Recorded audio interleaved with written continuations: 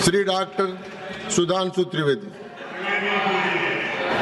25 minutes. माननीय सभापति महोदय, मैं आज का प्रारंभ जो नेता प्रतिपक्ष जी ने शुरुआत की थी वहां से करना चाहूंगा। आज 16 दिसंबर है और आज के दिन भारत की ऐतिहासिक विजय का वो दिन है जिसके लिए मैं स्मरण करना चाहूंगा उन सभी पात्रों को जिन्होंने ऐतिहासिक विजय में बड़ी भूमिका निभाई, चाहे ढाका में पैराट्रूपर्स को लीड करने वाले जनरल जे जैकब या chief of the eastern command general Jagjit Singh Arora या भारत के चीफ उस समय सैम मानेकशॉ और श्रीमती इंदिरा गांधी। और यह समय याद भी दिलाता है कि जब कोई ऐसा वक्त आता है तो उस समय हमारे नेता और उस समय नेता प्रतिपक्ष अटल जी ने इंदिरा जी की तारीफ करके कहा था कि हम सरकार के साथ खड़े हुए हैं। तो विपक्ष को याद रखना चाहिए कि किस ढंग से समर्थन किया जाता है। परंतु मुझे एक याद आता है कि आज इंदिरा जी की आत्मा जहां कहीं भी होगी तो वो बड़ी अचंभित और स्तब्ध हो जाती होगी कि ये वही पार्टी है और ये वही परिवार है जिसके नेता के बारे में पाकिस्तान का पूर्व मंत्री फवाद चौधरी समर्थन करता है। और ये वो है जो कहता था मैंने पुलवामा में घुस के मारा है, जिनके बारे में ख्वाजा आसिफ उनके रक्षा मंत्री समर्थन करते हैं, जिनके बारे में पूर्व प्रधानमंत्री उनके Imran Khan floor of the house पे बोलते हैं, और सर जिनका नाम यूएन में उनके डोजियर में लिखा जाता है। तो मुझे लगता मैं इंदिरा जी को इन्हीं शब्दों में श्रद्धांजलि दे सकता हूं कि बूढ़ा वंश इंदिरा जी का उपजा ऐसा लाल, इज्जत सारी डुबो गई है ऐसा किया कमाल। अब मैं आगे कहना चाहता हूं सर, मगर एक इस सदन में जब हम 75 वर्ष के ऊपर एकत्र हैं तो शायद 75 वर्ष के इतिहास का वो सबसे ऐतिहासिक मौका था। तो मैं ये कहना सर आपके लिए आगे सुनिए सर, आप अरे लीजिए आप सुनिए, मैं एक बताना चाहता हूं सर, एक महत्वपूर्ण बात ये थी कि एक तरफ 7th फ्लीट भेजा गया था और चंद दिनों के अंदर अमेरिका ने मान्यता भी दे दी थी। हमने 93,000 प्रिजनर ऑफ वॉर छोड़े मगर पीओके में कुछ नहीं कर पाए। चलिए वो एक अलग बात है। हमारे 54 प्रिजनर ऑफ वॉर पाकिस्तान में थे, वो नहीं मिल पाए। ये मुझे आज तक आश्चर्य है कि 93,000 दे के 54 नहीं ले पाए। सुलह की कौन सी शक्ल सुमरती रही। तो मैं इनकी पॉलिसी के लिए कहना चाहूंगा, अरे आपके नेताओं के लिए बोल रहा हूं, एक पंक्ति में कह रहा हूं, सुनिए, अरे बात तो सुनिए, काहे परेशान हो रहे हैं। मैं कह रहा हूं चीन छीन देश का गुलाब ले गया। पंडित नेहरू के लिए वो गुलाब का फूल लगाते थे। चीन छीन देश का गुलाब ले गया, ताशकंद में वतन का लाल सो गया, और ये सुलह की शक्ल को संवारते रहे और जीतने के बाद बाजी हारते रहे। अब मैं आज के विषय पे आता हूं। संविधान के संदर्भ में अभी अभिषेक मनु सिंघवी जी जो बहुत कृपया आप बैठ जाए। अरे भैया सब दिखाई पड़ रहा है। देखिए मैंने तो इनके नेताओं की तारीफ की फिर भी नहीं हजम हो पा रही है इनसे, इसीलिए मैं कह रहा हूं। अब सुनिए, आज के हम संविधान के विषय पे आते हैं तो संविधान का सबसे पहला वाक्य है, कृपया बैठिए। द पीपल ऑफ इंडिया, हम भारत के लोग। सभापति महोदय, अगर हम लोग और भारत इन 3 शब्दों का अर्थ समझ लें तो संविधान निर्माताओं का मूल भाव समझा जा सकता है। मगर अफसोस सर्वाधिक भ्रम इसी विषय को लेकर किया जाता है। अभी अभिषेक मनु सिंघवी जी ने बोला और कई वक्ताओं ने बोला कि ये बात का आशंका थी कि हम सरवाइव करेंगे कि नहीं डेमोक्रेसी में, मगर हम सरवाइव करने वाली बात नहीं। मैं आज के समय में अपने विपक्षी दलों से कहता हूं, पूरे ईस्टर्न हेमिस्फीयर में उठा के देखिए, बड़े देशों में sustainable absolute and vibrant democracy सिर्फ भारत है, और जापान और ऑस्ट्रेलिया तो कॉन्स्टिट्यूशनल मोनार्की हैं। तो पूरे पूर्वी गोलार्ध में यदि देखा जाए तो absolute democracy, vibrant democracy, consistent democracy सिर्फ भारत है। और यह भी समझना चाहिए, आज डेमोक्रेसी के अंडर में सर 34% पॉपुलेशन है विश्व की, जिसमें 17% अकेले हम हैं। We are the defenders of democracy in the entire world. कोई और नहीं है जिसे दूसरे नेता जाकर समझते होंगे। परंतु मैं यह भी बताना चाहता हूं, हम डेमोक्रेसी में सर्वाइव किए हैं तो यह कोई अनायास नहीं।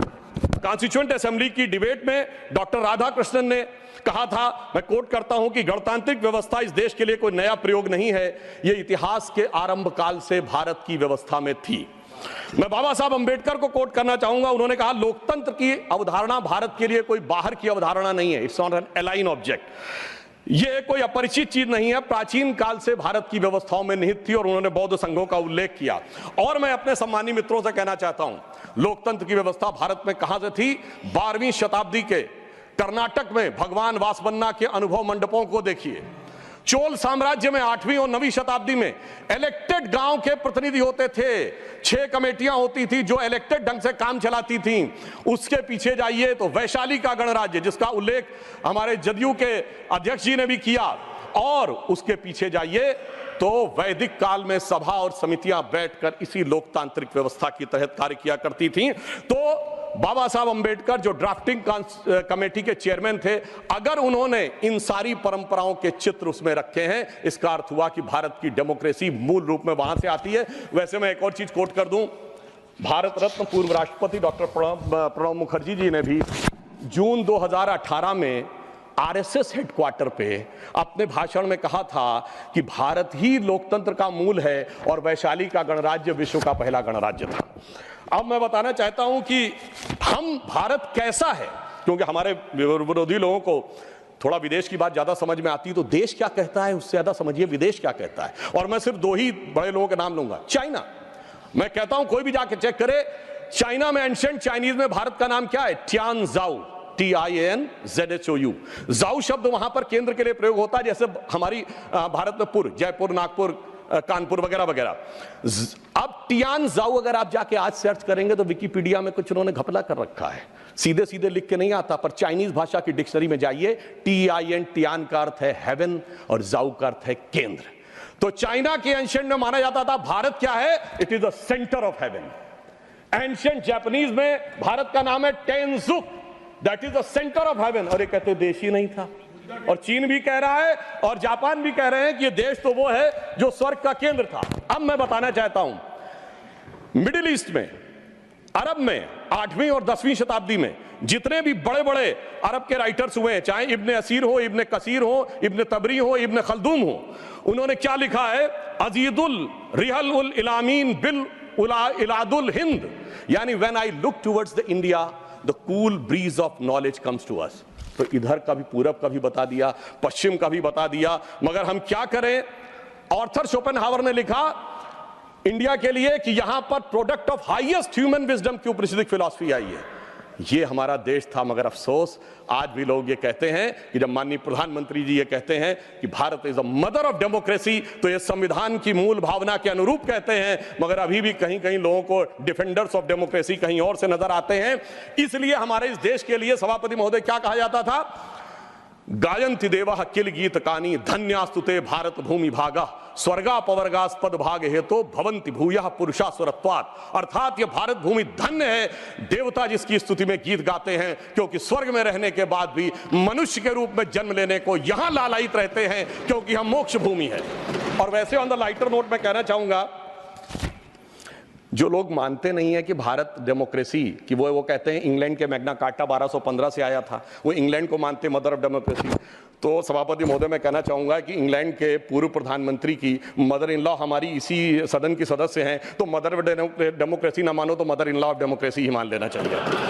अब मैं ये कहना चाहता हूं महोदय कि ये देश कैसे एक था जो वी द पीपुल कहा गया है। मैं बताना चाहता हूं कि जब माननीय प्रधानमंत्री जी ने श्री राम जन्मभूमि का उद्घाटन करना था, तो उससे पहले वो दक्षिण के जिन मंदिरों में गए थे उसमें से एक तमिलनाडु का श्रीरंगम मंदिर है। उस श्रीरंगम मंदिर का महत्ता क्या है? यह माना जाता है कि अयोध्या के जो कुल देवता हैं भगवान विष्णु, वो श्रीरंगम के रूप में वहां विद्यमान हैं, क्योंकि जब उन्हें युद्ध करना था, विभीषण का राज्याभिषेक करना था, तो अपने कुल देवता को वहां स्थापित किया। समझिए, अयोध्या के वो नरेश हैं पर कुल देवता तमिलनाडु में है। देश इस प्रकार से जुड़ता है। भगवान कृष्ण ने अपना शरीर छोड़ा द्वारका में और हृदय उनका जगन्नाथपुरी में है। देश इस तरीके से जुड़ता है। इसके बावजूद लोगों को समझ में नहीं आता कि यह देश कभी जुड़ता था। तो मैं कहना चाहता हूं, आज भी कभी जब आप पूजा करते हैं तो हाथ में जब जल लेते हैं तो पंडित क्या बोलते हैं? गंगे च यमुने च गोदावरी सरस्वती नर्मदे सिंधु कावेरी जलेस्मिन् सन्निधिं कुरु। देश की सारी नदियों का स्मरण हो जाता है। इस प्रकार से देश एक संकल्प के थ्रू आकर एक प्रकार से जुड़ता है। और इसीलिए इसकी डेफिनेशन भी दी गई। अगर इंडिया दैट इज भारत कहा गया है हमारे कॉन्स्टिट्यूशन में, तो इंडिया एक ज्योग्राफिकल कोनोटेशन है जो इंडस रिवर के इस तरफ है, तो फिर देश कैसे नहीं था। और भारत के बारे में कहा गया है उत्तरम यद समुद्रस्य दक्षिणम च हिमाद्रिभि वर्षम यद भारत नाम भारतीय यस्य संतति। पूरे भारत की डेफिनेशन दी गई है जो समुद्र के उत्तर में और हिमालय के दक्षिण में है। मगर हम क्या बताएं कि अभी भी लोगों के दिमाग में वो विचार है। अब मैं अगले विषय के ऊपर आता हूं। स्वतंत्रता आंदोलन, कांग्रेस बहुत दावा करती है कि उसने स्वतंत्रता आंदोलन में बड़ा काम किया। निश्चित रूप से योगदान था कांग्रेस के बड़े नेताओं का, हम इसको नकारते नहीं हैं। परंतु उस योगदान के बाद उस योगदान में कितना मिष्ठान लेने का प्रयास हुआ, यह मैं कांग्रेस के एक नेता कोट करना चाहता हूं। आप सबने बड़ा प्रसिद्ध गीत सुना होगा, कदम कदम बढ़ाए जा खुशी के गीत गाए जा, जो आजाद फौज का गीत था। इसको लिखने वाले थे बंशीधर शुक्ल, वो कांग्रेस के नेता थे। 42 में भारत छोड़ो आंदोलन के वजह से उनको निकाल दिया गया नौकरी से। वो लखनऊ में आकाशवाणी में कार्य करते थे। मगर जब आजादी के बाद उन्होंने जो भ्रष्टाचार देखा, तो उन्हीं की पंक्ति में कोट करता हूं। क्यों, पहले कांग्रेस का 1 चवन्नी हुआ करता था सदस्यता शुल्क, नारा होता था 1 चवन्नी चांदी की जय बोलो महात्मा गांधी की। अब बंशीधर शुक्ल जी ने लिखा कि अब क्या होने लगा। उन्होंने कहा, कहां हूं बेड़िन की झनकार, कहां एक कुर्सी गद्देदार, कहां चवन्नी मांगे गुजर, कहां अब रिश्वत बेसुमार, हुईगा स्वतंत्र भारत हमार।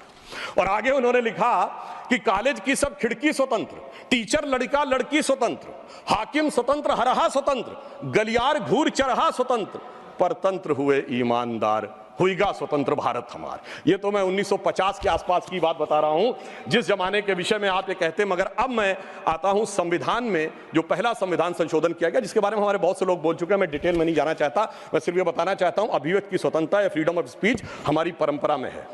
और परंपरा जिस सीमा से है, मैं चुनौती से कहता हूं, दुनिया में कोई कंट्री, कोई सिविलाइजेशन नहीं हो सकता। हमारे यदि एक तरफ यह माना गया है कि वेद ब्रह्म वाक्य है, वेद वाक्यम जनार्दनम, तो यहीं पर एक ऐसा भी संप्रदाय हुआ जिसने कहा त्रया वेदस्य कर्तारा धूर्तो भांड निशाचरा।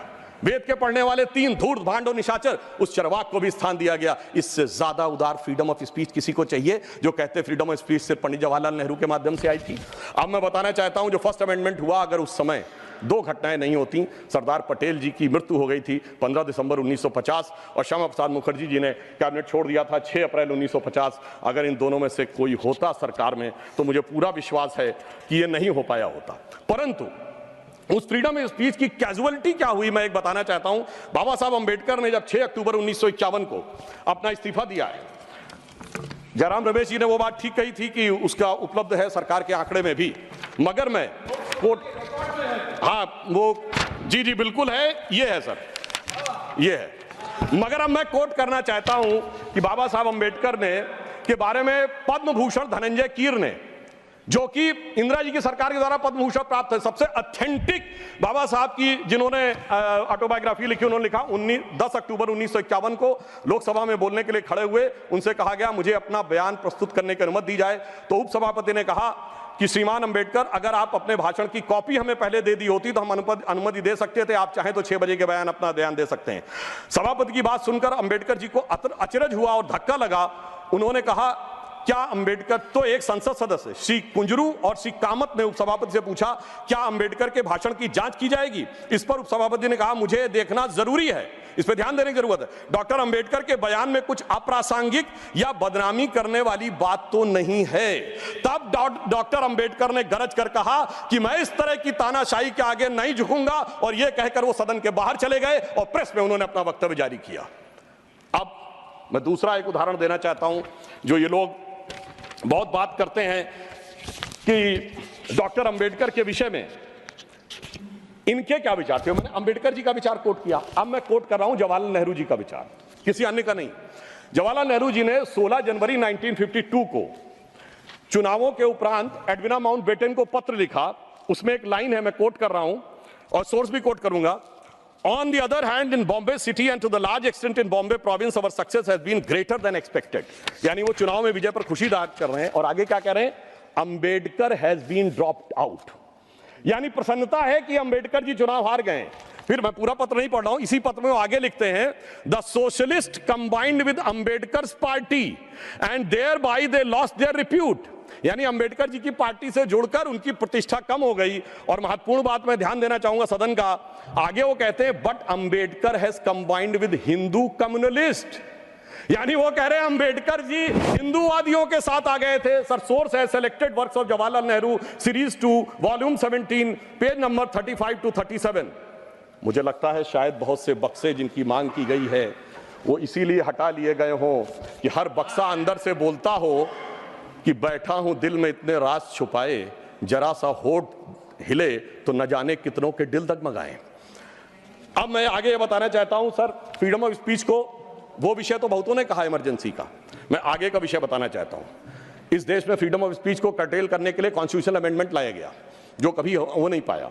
वो था पोस्ट ऑफिस अमेंडमेंट बिल 1986, जिसमें यह अधिकार सरकार ने लिया था कि वो जिसकी चिट्ठी चाहे खोल के पढ़ सकती है और उसमें आपत्तिजनक हो तो उस पर कार्रवाई कर सकती है। जैसे कोई आज ये कहे कि व्हाट्सएप ईमेल मैसेज आपके कोई भी सरकार पढ़ सकती है और पढ़ने के बाद कार्रवाई कर सकती है, वो तो भला हो ज्ञानी जैल सिंह जी का जो उस समय राष्ट्रपति थे, जिन्होंने उस संवैधानिक व्यवस्था का उपयोग किया कि उन्होंने उसे वापस ही नहीं किया, इसलिए वो कभी वास्तविक अर्थों में आ नहीं पाया। दूसरा, मैं राजीव गांधी जी के समय का कोट करना चाहता हूं। 29 अगस्त 1988 को एंटी डिफेमेशन बिल आया, यानी कोई सरकार की आलोचना करेगा तो उस पर कार्रवाई होगी, मगर उस समय प्रबल विरोध के चलते हुए वो नहीं हो पाया। फिर मैं बताना चाहता हूं डॉक्टर मनमोहन सिंह जी ने आईटी एक्ट 2000 में सेक्शन 68A को अमेंड किया, जो सुप्रीम कोर्ट के द्वारा स्ट्रक डाउन कर दिया गया। अब इसके उपरांत मैं ये भी बताना चाहता हूं कि जो संवैधानिक व्यवस्था थी वन नेशन वन इलेक्शन की, ये टूटी कहां से थी? जब कांग्रेस में अंतरात्मा की आवाज जाग गई थी। 67 तक सारे इलेक्शन एक साथ होते थे, फिर एक ऐसा विचित्र हुआ कि अंतरात्मा की आवाज जागी और उस पार्टी की प्रधानमंत्री इंदिरा जी ने अपने ही पार्टी कैंडिडेट नीलम संजीव रेड्डी जी को चुनाव हरवा दिया। मुझे लगता है ऐसा विचित्र संवैधानिक उदाहरण भारत के इतिहास में देखने को नहीं मिलेगा। और मैं कहना चाहता हूं सभापति महोदय, उसके बाद इतनी अंतरात्मा की आवाज जागी कि निजलिंगप्पा, कामराज, चौधरी चरण सिंह, चंद्रशेखर, मोरारजी देसाई पार्टी छोड़ दिए, 77 में देवराज अरस और बाबू जगजीवन राम पार्टी छोड़ दिए, तो फिर 90 में अर्जुन सिंह और एनडी तिवारी जी छोड़ दिए, शरद पवार छोड़ दिए, और कांग्रेस इतनी हो गई कि मुझे बचपन में याद है, मैं अटल जी की एक स्पीच सुनने गया था, उन्होंने कहा था कांग्रेस की तो आज स्थिति यह है, इतनी कांग्रेस है कि Congress R, Congress S, Congress O, Congress U, Congress मैं, कांग्रेस तू, कांग्रेस आई, कांग्रेस गई। अब मैं एक विषय में लेना चाहूंगा, वो विषय है जो कि संविधान में सर्वाधिक दुरुपयोग किया गया, वो विषय है सेकुलर। संविधान सभा में जब यह डिबेट हुई 15 नवंबर 1948 को, तो यह प्रस्ताव केटी शाह जी ने रखा कि सेकुलर शब्द इंक्लूड किया जाना चाहिए, मगर यह बात आई कि अगर सेकुलर वर्ड होगा तो माइनॉरिटी नहीं हो सकता, माइनॉरिटी होगा तो सेकुलर नहीं हो सकता, क्योंकि रिलीजियस माइनॉरिटी थियोक्रेटिक स्टेट में होती है, सेकुलर स्टेट में नहीं होती है। मगर इसके बावजूद उस विषय को आगे रखा गया और डॉक्टर अंबेडकर ने क्या कहा, मैं सिर्फ कोट करता हूं, उन्होंने कहा, mister vice president sir, I regret that I can not accept the amendment proposed by professor KT Shah and my objections are stated briefly. और वो उन्होंने आगे जाकर इस प्रकार से रिकमेंडेशन किया, यानी बहुत साफ बात थी कि उन्होंने इस शब्द को रिजेक्ट किया। मगर डेमोक्रेसी के सबसे काले दौर में, जब सारा विपक्ष जेल में था, मानवाधिकार समाप्त हो चुके थे, तब संविधान की उद्देशिका, जिसे डॉक्टर साहब अंबेडकर ने कहा था संविधान की आत्मा, उसमें चेंज किया गया। और फिर महोदय सिर्फ इतना ही नहीं रहा, जब से वो वर्ड आया उसके बाद क्या हुआ? उसके बाद तो इस देश में क्या हुआ कि पर्सनल लॉ बोर्ड आ गया। उसके बाद क्या हुआ कि एक ऐसा समय आया कि जब सुप्रीम कोर्ट और शरिया में यह लगा कि मतभेद है, तो इस देश की संसद ने सर्वोच्च न्यायालय के निर्णय को रौंद कर शाहबानो केस में शरिया को सुप्रीम कोर्ट से ऊपर कर दिया। मैं विनम्रता से कहना चाहता हूं, दुनिया के किसी सेकुलर देश में ऐसा कोई एक उदाहरण बता दें तो मैं अपना बयान वापस लेने को तैयार हूं। फिर उसके बाद उपरांत महोदय इतना ही नहीं हुआ, फिर प्लेसेस ऑफ वर्शिप एक्ट आया। वो कहता है कि 15 अगस्त 1947 के बाद कोई चेंज नहीं होगा, ठीक है, मगर महोदय फिर वक्फ बोर्ड एक्ट आया जो यह कहता है कि कोई समय सीमा नहीं रहेगी। और सूरत नगर निगम पे दावा किस बात पे है कि मुगलों के जमाने में वो सराय थी, तिरुचिरापल्ली के तिरुचुनेरी मंदिर पे इस बात पे है कि अरकाट के नवाब ने दे दिया था। यानी 200 साल 300 साल पहले के सरकारों के वो फरमान जो कि सरकारें किस हिसाब से मानती थी। फिर कम्युनल वायलेंस बिल आया। अब मैं सिर्फ संक्षेप में 10 बिंदु बोलना चाहता हूं। जो लोग आज कहते हैं इस संविधान में उन्होंने क्या किया, मदरसा बोर्ड आया, मुस्लिम पर्सनल लॉ बोर्ड, इन सबको संवैधानिक मान्यता, संवैधानिक संरक्षण प्राप्त है। 4 पत्नी रखना, ट्रिपल तलाक, हलाला, मेहरम बालिका से विवाह करना, तलाकशुदा महिला को कोई मुआवजा न देना, हज सब्सिडी, वक्फ बोर्ड। अब मैं कहना चाहता हूं मैं विनम्रता से कहना चाहता हूं कि इन लोगों ने इस कॉन्स्टिट्यूशन को सेकुलरिज्म का शिकार करते हुए इसको पार्शियली शरिया कॉन्स्टिट्यूशन बनाने का प्रयास किया। अन्यथा कोई गैर मुस्लिम देश दिखा दे कि जिसमें कि इस प्रकार की बात हुई हो, कोई सेकुलर देश, 200 देश हैं, बड़े विद्वान लोग बैठे हुए हैं वहां पर। मैं बताना चाहता हूं, कोई उदाहरण बताइएगा जिस स्टेट में सुप्रीम कोर्ट से ऊपर शरिया हो। अब मैं बताना चाहता हूं, बड़े विद्वान लोग उधर बैठे हुए हैं, मुझे कोई जरूरत नहीं है 200 में सिर्फ 4 सेकुलर देश बताइएगा, मैं अपना बयान वापस ले लूंगा जहां शरिया सर्वोच्च न्यायालय से ऊपर हो। और मैं ये भी बताना चाहता हूं, इतना ही नहीं था सर, संविधान का अपमान आप लोगों ने किया। और मैं कहना चाहता हूं, जो लोग मनुस्मृति की बात करते हैं उन्होंने इसको मौलवी स्क्रिप्ट बनाने का प्रयास किया भारत के संविधान को। यह अपने आप में शर्मनाक बात है। शर्म उस समय आनी चाहिए थी जब इस तरह के परिवर्तन कर रहे थे। और मैं एक और बात कहना चाहता हूं, सभापति महोदय, टेक्निकल बात कह रहा हूं, मेरी बात गलत लगेगी तो मैं अपने बयान वापस ले लूंगा। सुनिए सर, वक्फ बोर्ड एक्ट में मुगलों के जमाने का फरमान को कॉन्स्टिट्यूशनल मान्यता प्राप्त है। यह वो संविधान था, वो सरकारें थी जिनमें जिम्मी का कॉन्सेप्ट था, जिसमें जजिया का कॉन्सेप्ट था, जहां के बादशाह गाजी की उपाधि लेते थे, सैकड़ों लोगों को मारकर। इवन अकबर ने भी गाजी की उपाधि दी है। यदि इस प्रकार की चीजों को तो मैं कहना चाहता हूं सर, मैं पूछना चाहता हूं, जिम्मी और जजिया के फरमानों को कॉन्स्टिट्यूशनल मान्यता देना क्या शरिया को संविधान में लागू करना नहीं है? इसीलिए मैं कहना चाहता हूं, सुधांशु त्रिवेदी जी के अलावा किसी का रिकॉर्ड में नहीं जाएगा। आज मामला, सभापति महोदय, आज मामला मनुस्मृति बनाम संविधान का नहीं है। संविधान के बाबा साहब की पहचान और संविधान के ऊपर शरिया के निशान की है। और इसीलिए मैं बिल्कुल ईमानदारी से कहना चाहता हूं कि इन लोगों को सुधांशु त्रिवेदी जी के अलावा किसी का रिकॉर्ड पर नहीं जाएगा। कृपया आप शांत रहें। मगर मैं यह भी बात स्पष्ट करना चाहता हूं, हम कोई मुस्लिम समाज के खिलाफ नहीं है, शांति से। अगर मुझे एक देश दिखा दीजिएगा जहां शरिया सर्वोच्च न्यायालय से ऊपर हो तब बात करिएगा। मैंने उदाहरण कोट किया है। अब मैं बताना चाहता हूं महोदय, हम मुस्लिम समाज के खिलाफ नहीं है। आज ही उस्ताद जाकिर हुसैन का देहांत हुआ है, उन्हें पद्म भूषण दिया, अटल जी की सरकार ने पद्म विभूषण दिया, मोदी जी की सरकार ने 2023 में। मैं पूछना चाहता हूं, ये बताइए, आपको अब्दुल रहीम खान खाना, रस खान, मलिक मोहम्मद जायसी, अशफाक उल्लाह खां, वीर अब्दुल हमीद, डॉक्टर एपीजे अब्दुल कलाम क्यों नजर नहीं आते? आज हमारे गवर्नर आरिफ मोहम्मद खान साहब हैं। मैं चैलेंज करके कहता हूं कि पॉलिटिकल क्लास में कोई उनसे बड़ा आलिम फाजिल मुस्लिम हो जो बात करके दिखा दे, मगर ये उसे नहीं मानते। हमने डॉक्टर कलाम को राष्ट्रपति बनाया, आलम इस्लाम में बैतुल हिकमत के बाद से पिछले 700-800 सालों में उनसे बड़ा साइंसदान नहीं पैदा हुआ, पर उसको नहीं मानते। ये किसको मानते हैं? जाकिर नायक, इशरत जहां, याकूब मेनन, बुरहान वानी। इसकी वजह से सारी प्रॉब्लम है। यहाँ सोच कट्टरपंथी जहनियत की है। और मैं सभापति महोदय ये एक और फैक्ट कोट करना चाहता हूं, इन लोगों को बहुत वो लगता है, तो मैं फ्रीडम हाउस रिपोर्ट, वैसे फ्रीडम हाउस में बहुत से लोग इनके मित्र लोग भी हैं, उसका annual survey of political rights and civil liberties 1999-2000 वो कहता है कि दुनिया में धार्मिक मान्यता का लोकतंत्र से क्या रिश्ता है। तो वो पेज नंबर 1011 पे लिखता है, there is a strong correlation between electoral democracy and Hinduism. वो कहता है कि जहां हिंदू धर्म है वहां पर ज्यादा डेमोक्रेसी, और उसमें Fiji, Guyana, Mauritius, Bharat, Nepal बहुतों को कोट किया है। और फिर उसने जो आगे कहा है वो इनको लगेगा, फिर उसने बुद्धिस्ट, व्हाट्सएप नहीं, मैंने कोट किया है रिपोर्ट के साथ, हवा में बात मत करिए। अब मैं आपको बताना चाहता हूं, और उन्होंने आगे एक और बात कही है। ब्रुकिंग्स ने अपनी रिपोर्ट में 2019 में मोदी जी के समय क्या लिखा है? India is a silver lining, even a gold lining of democracy, reported released in February 2019. सुनिए, WhatsApp की बात करने वाले, February 2019 titled Democracy and Disorder and the Struggle for Influence on New Geopolitics, page number 31। अब मैं एक दो विषय का उत्तर देना चाहता हूं जो हमारे माननीय नेता प्रतिपक्ष जी ने कहा। उन्होंने कहा कि झंडे का विरोध करने की बात, हम तो ईमानदारी से कहना चाहते हैं कि हम कभी झंडे के विरोध में नहीं थे।